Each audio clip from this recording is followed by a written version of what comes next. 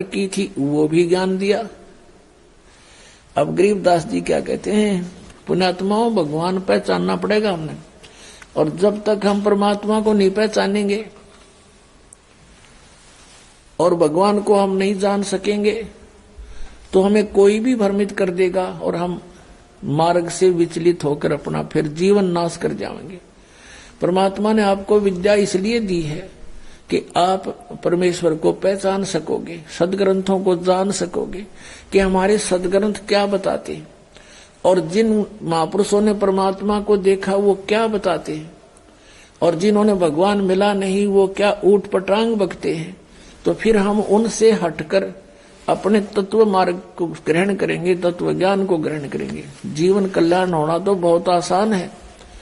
हमें ये विश्वास होना कि हु इज गॉड, परमात्मा कौन है और उसकी वे ऑफ वर्शिप क्या है, यथार्थ वो कहाँ प्रमाण है।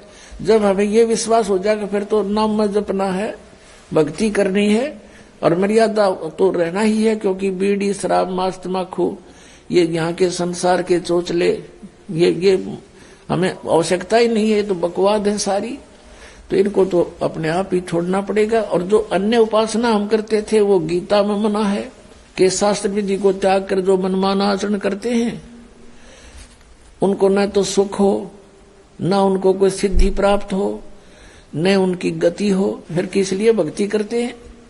इन तीनों वस्तुओं के लिए भक्ति करते हैं। तो श्री गीता जी में ना तो कितना तीर्थ पर जान का संकेत आदेश प्रावधान और न हरे कृष्ण हरे राम राधे राधे मिला श्याम, ये कोई मंत्र नहीं। तो ये जो साधना, ये मंत्र, ये सब व्यर्थ है। श्राद्ध निकालना गीता मना कर रखा। 9वें अध्याय के 25वें श्लोक में कहा कि अर्जुन भूत पूजने वाले भूत बनेंगे। ये श्राद्ध निकालना, अस्थि उठाना, जल प्रवाह करके आना, ये सारे जो है ना भूत पूजा है। श्राद्ध निकालना, फिर 13वीं करना, ये सारी भूत पूजाएं हैं। मरने के बाद जो पूजा की जाती है भूत पूजाएं कहलाती है। तो इसमें लिखा है कि जो भूत पूजेंगे भूत बनेंगे, देव पूजेंगे देवताओं के पास जाएंगे, उनके नौकर लग के वहां धक्के खाओगे, उनके लोक में चले जाएंगे और मेरी भक्ति करने वाला मुझे प्राप्त होगा। तो कहने का भाव ये है कि गीता जी में श्राद्धों को मना किया है, तीर्थ व्रतों का उसमें कति उल्लेख नहीं, बल्कि 6 अध्याय के 16वें श्लोक में व्रत करने वालों के लिए भी मना किया है। उसमें कहा कि अर्जुन ये योग यानी भक्ति न तो अधिक खाने वाले की और न बिल्कुल ना खाने वाले की, बिल्कुल ना खाना व्रत रखना, और ना घना जागने वाले की और ना घना सोने वाले की, ये कभी सफल नहीं होती।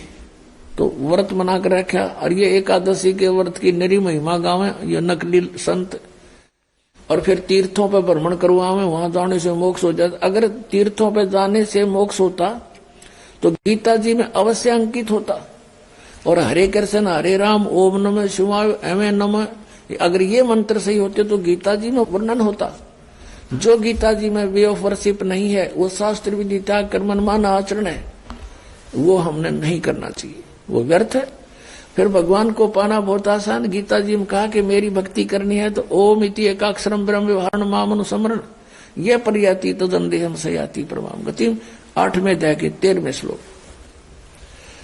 मुझ ब्रह्म का केवल एक ओम मंत्र है, नथिंग एल्स।